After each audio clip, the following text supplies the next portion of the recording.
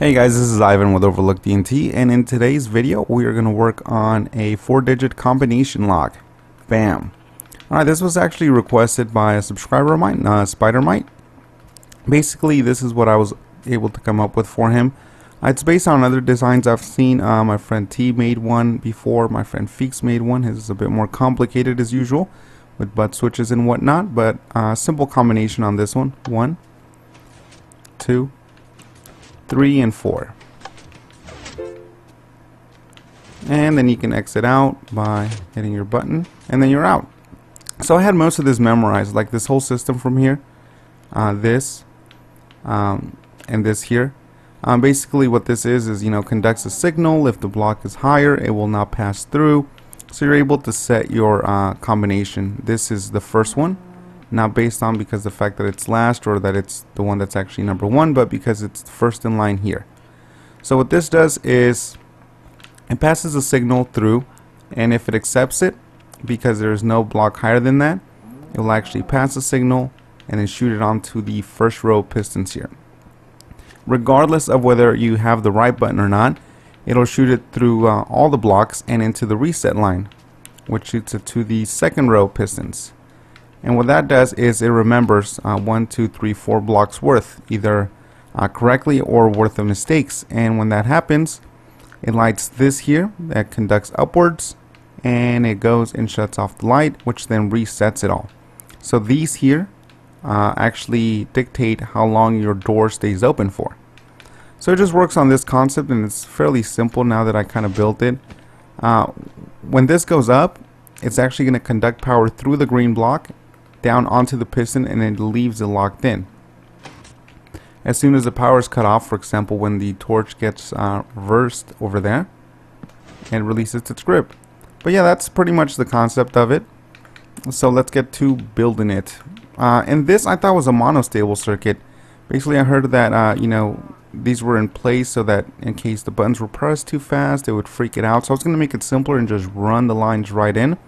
But it wasn't working for some reason, so I looked up a video that had a similar setup, and this is what they had, and it works. So that's what I'm going to show you guys. But I don't think it's a monostable circuit because it's not reacting the way that I've learned from like Feeks' video on what a monostable circuit is. But I could be wrong. But again, it works, so we'll run with that. You set up your panel, 4 buttons, go 1 high, and then you just alternate. Repeater does, repeater does. Same here. Repeater does, repeater does, repeater does. So on. The ones on the floor have to be on 4 ticks. Alright. From here on, we're going to add a block right above the first floor row. We're going to put torches here. And then we're going to add another row here. And put torches here. What we want is that the ones right here, that they should be unlit. So we connect them like so. From here on, it's going to be 5 rows of these. Alright.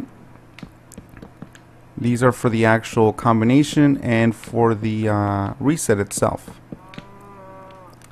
So let's see, 1 row, 2, 3, 4, and 5. This signal here is going to have to pass through somewhere. So we're going to put 1 higher, 1 higher, 1 higher, and then right here we're going to have our line going into the pistons. So what we're going to do is pretty much is the same exact thing here. They're going to connect in. They need to be connected regardless. So our pistons go here. 1, 2, 3, 4, 5, and actually here we don't need one. And then these are the reset line ones. So I'm going to have red on the reset and green on the combination one. So if you're doing it right, you'll see green. Alright, from here on, we're actually going to just run the actual reset system. So for this, we're going to go all through here. On the white, we're going to set our repeaters. Let's see.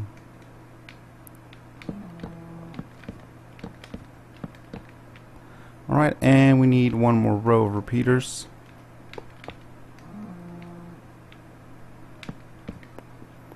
Alright, and let's see.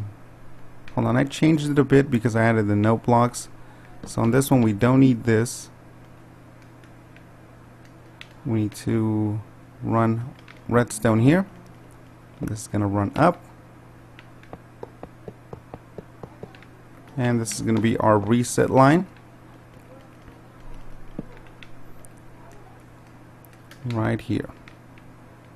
Actually has to, no, that's right. Alright, and we're going to add delay for the door itself. So we'll put like 3 of them. Seems to be comfortable amount of delay there. Alright, and from here we're going to run this line. This is going to be our reset. This is going to run behind this. We are going to have the line going with the blocks here, so they can be reset on these pistons, and then we connect it. So from here on, pretty much what we're going to do is just dictate what the combination is. So again, this goes first because this is first in line. So we're going to start easy. I'm going to set this to 1, 2, 3, and 4. From here on, we'll use green wool. We again do not want it to touch any of the other repeaters, at least line wise. When these repeaters are going through, we don't want them to interact with this line. So this will dictate number 1. Same thing here. This will dictate number 2, and same thing here, number 4. Hold on, 1, 2, 3. All right, and then 4. This one doesn't need anything because this block is already not interacting with any repeaters. So if I did this correctly, let's find out. We should be able to run something along the lines of, let's say, this piston door deal I had going. All right, and let's see.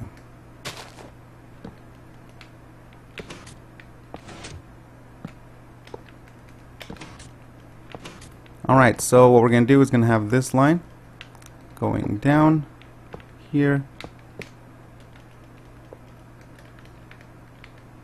and into this block, which will then reverse that flow, and if it does it correctly, then we will see this retract. 1, 2, 3, 4, and then there it is. This is your output.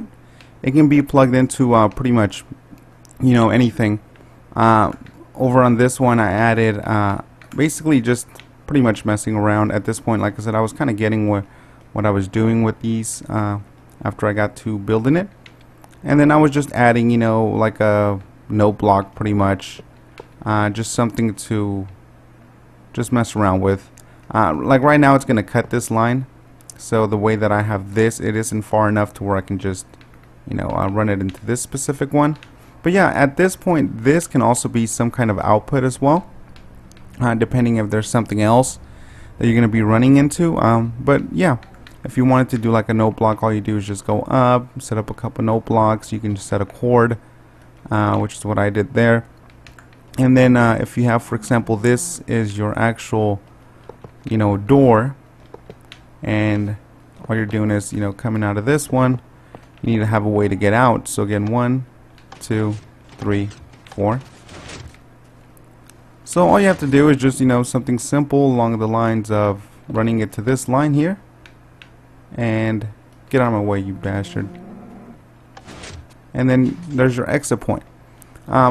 At this point, if you want to change the combinations, again, remember this is first because it's first in this line, this is second, third, and fourth. So let's say we want to change it. This is going to be, for example, now it's going to be 2. This one's going to be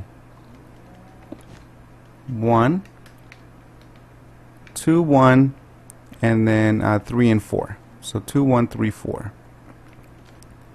2, 1, 3, 4. There we go.